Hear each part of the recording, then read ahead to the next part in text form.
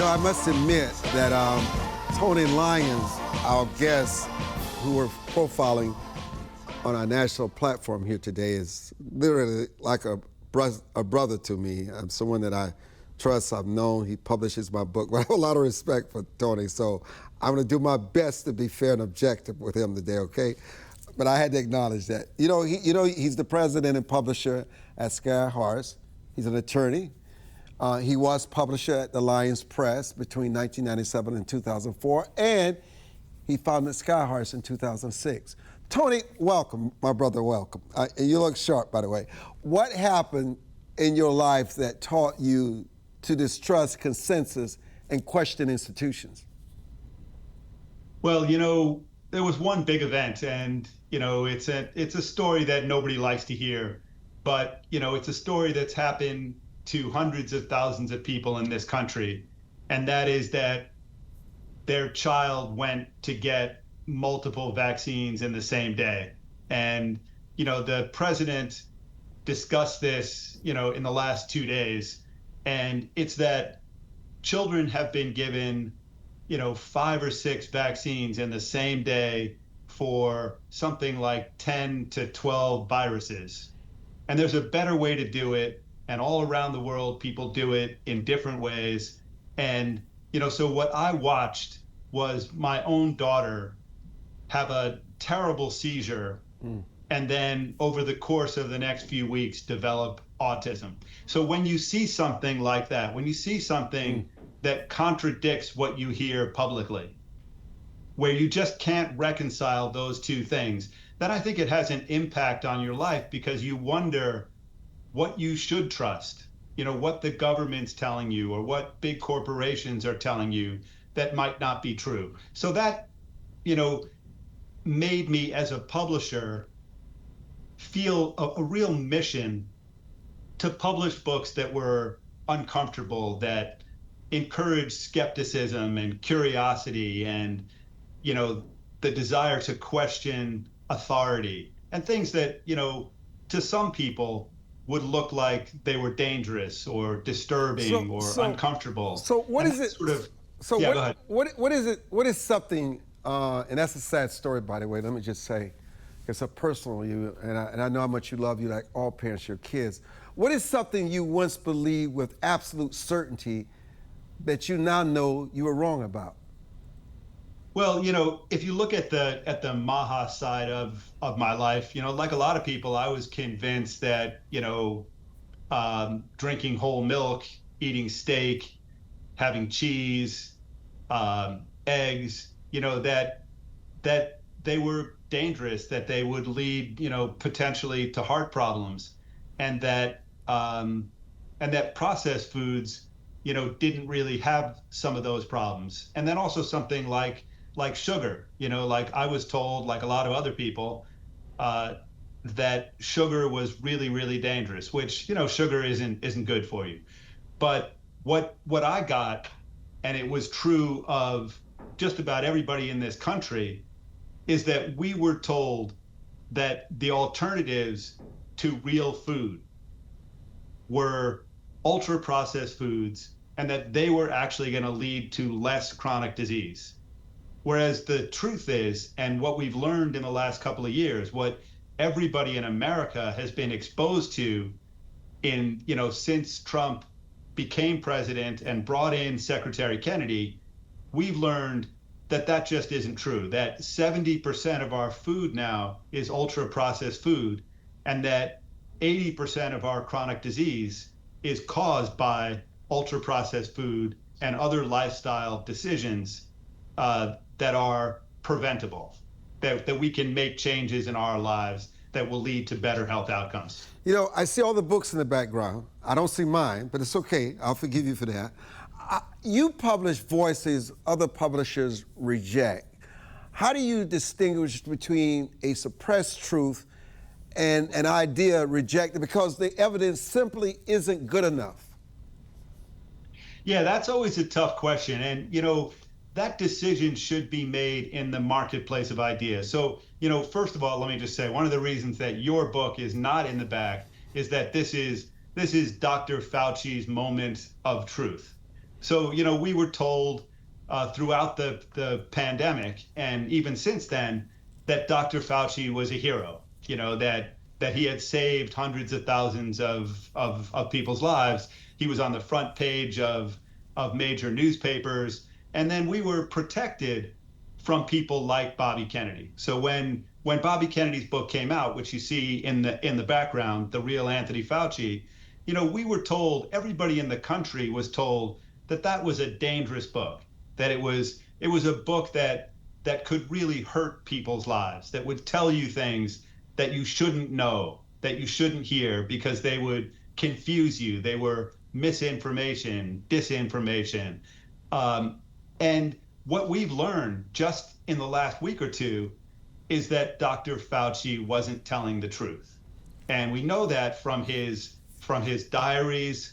We know that from his text messages, from his emails, that he lied to the American public. So that's why I have Bobby Kennedy's book in the background and Rand Paul's book, because they had it right 5 years ago and everybody else had it wrong. Hold there. Tony Lyons, as you've never seen him before, is our guest. I'm Armstrong Williams, and we'll be back.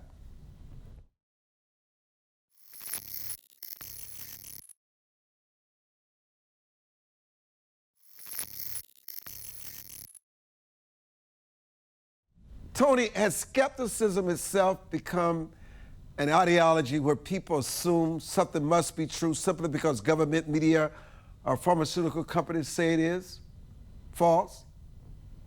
Yeah, that's a great point. So we have this historic period over the last 50 years where it's clear that the government and a bunch of big corporations have been trying to control what we do, what we think, what we believe, how we worship, what we put into our bodies, what we read. And so, there should be skepticism, because we're starting to learn all of these kinds of things. And we're learning that people like Secretary Kennedy and so many other powerful and important voices have been discredited and vilified. They've been subjected to hit pieces, smear campaigns, and millions and millions of people have heard this, and they've believed that they were hearing the truth from the government or from the big corporations or from the pundits on mainstream television. So, having that healthy skepticism is a great thing. And then there's just the question of whether too much skepticism makes it impossible to get anything done or to make decisions. So it's a real complication. Movements are easy when you're challenging power, Tony. What has MAHA, Make America Healthy Again, learned now that its people actually have power?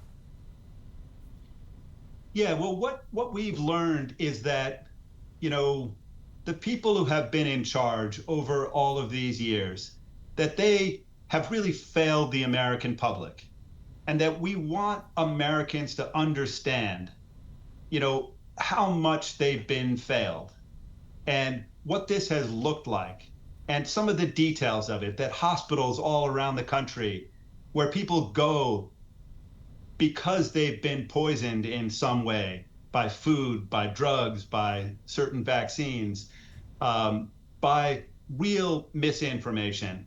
And they go to these hospitals and they eat ultra processed foods that actually make them less healthy. Or children go to school and they eat the least healthy food. And then they have a reaction to that food. They get allergies or they can't concentrate because there's too much synthetic sugar in them.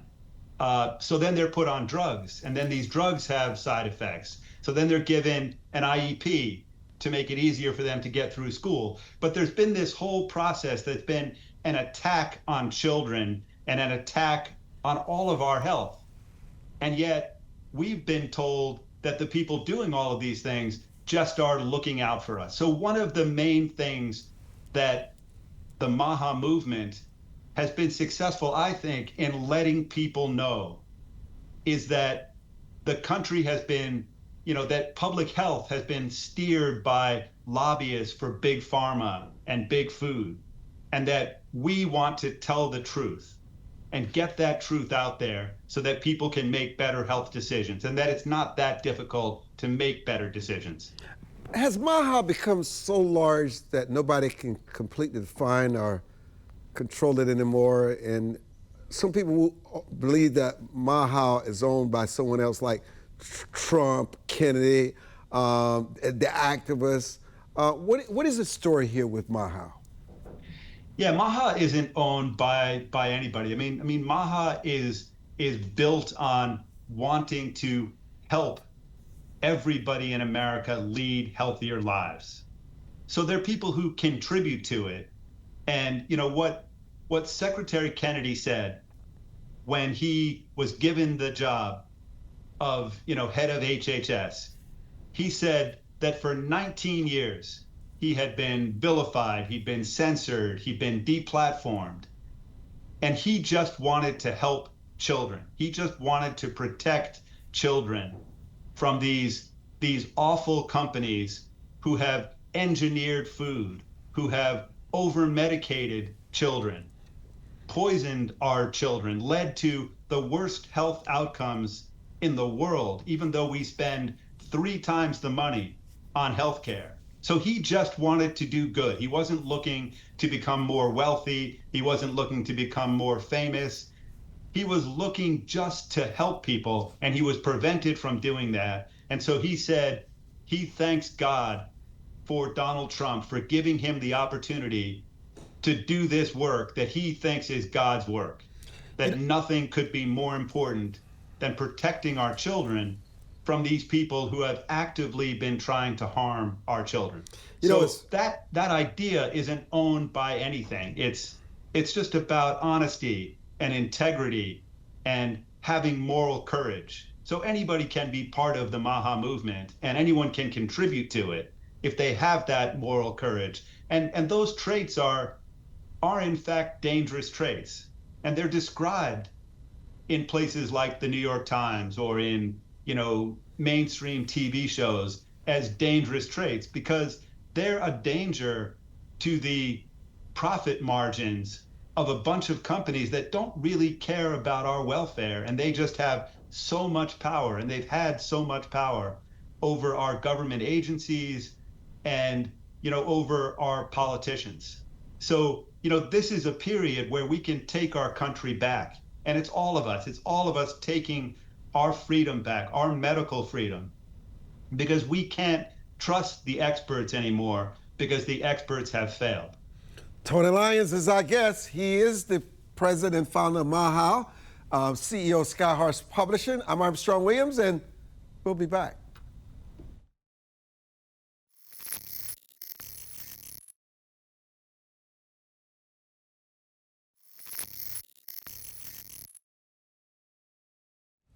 I'm back with the gladiator himself, Tyon Lyons. You've built a very successful business publishing, and you built it by publishing people others wouldn't touch. Is fighting censorship purely a moral mission, or has it being anti-establishment also become a profitable business model? That's the thing. Lots of people who attack Maha or attack Skyhorse Publishing or, many of the influencers in the free speech area or in the public health area. And, what they say is, well, these companies or these people are trying to make money. And, so they're doing it for the money. And, I got a call from somebody from the New York Times about a week ago when the whole Fauci story was hitting, and they noted that The Real Anthony Fauci, Bobby Kennedy's book, was selling really well. So it was one of the best-selling books in the country, even though it was 5 years old, because Dr. Fauci was being held accountable. And so the lady from the New York Times said to me, isn't it true that Rand Paul or that Secretary Kennedy are just trying to sell more books? And I've heard the same kinds of things about health influencers, and you could say it about me too. And then I would say, First of all, when you look at Bobby Kennedy donated all the royalties for The Real Anthony Fauci. This is a book that sold 1.4 million copies. He did not make one penny on it. He just wanted to get the information out to help people. So, that's an incredible thing. You see the level of integrity of somebody who would spend 9 months working on a book, 16 hours a day, 7 days a week. And I was right beside him watching him do that. And he had such integrity in that book. And he double checked every claim in it. It has 2,194 citations. And no, he wasn't doing it to become wealthier or more powerful or more famous. He was doing it to get the important information out. And he did not make one penny. And so I've been working for the Maha movement for the last couple of years, and I haven't been paid one penny for it. I've been working day and night and weekends on it. Then you look at Rand Paul, and you see he's not doing this to make any money. He's doing it because he believes that there's been a level of corruption in our health establishment that is so nefarious, so evil, that he just had to stand up for it. So he became a real Maha hero doing that. But I'd like to address the other side of it, and that is that there's nothing wrong with making money. No, it's not. Honest living. Skyhorse to be successful, and I want all of these health people who are coming out and telling people to lead healthier lives, to use products that are healthier. I want those people to make money. People should find ways to make money, make as much money as they can, doing things that are good for the world, doing things that, open people's minds, doing things that make people's bodies healthier. So there's nothing wrong with that. Capitalism is great. It's corruption that's bad. Capitalism and the marketplace of ideas, that's what makes the world better. People need that incentive, and that incentive is a good thing. What's bad is when you have corruption and when you have a big corporation essentially bribing politicians to make decisions that are bad for people and that stifle dissent and stifle innovation. That's what the real danger is. The danger isn't capitalism. And we'll be back with some final thoughts from our special guest, Tony Lyons.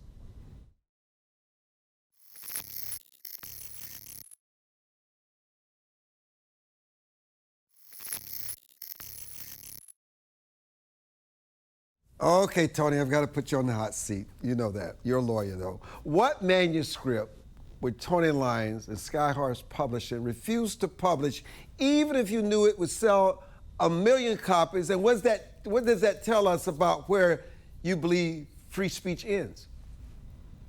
Yeah, that's a tough one. People ask me that question, and I say, I think having even the most extreme ideas out there is a good thing, that you want dialogue and debate to the greatest extent possible. So sure, you don't want to have people yell fire in a movie theater, but you do want the full spectrum of ideas. And I want to be the preeminent free speech publishing company in America where nothing's out of bounds, because there's so many things historically that people thought we're just crazy. We're totally out of the realm of possibility that turned out to be true. So we don't know what those things are.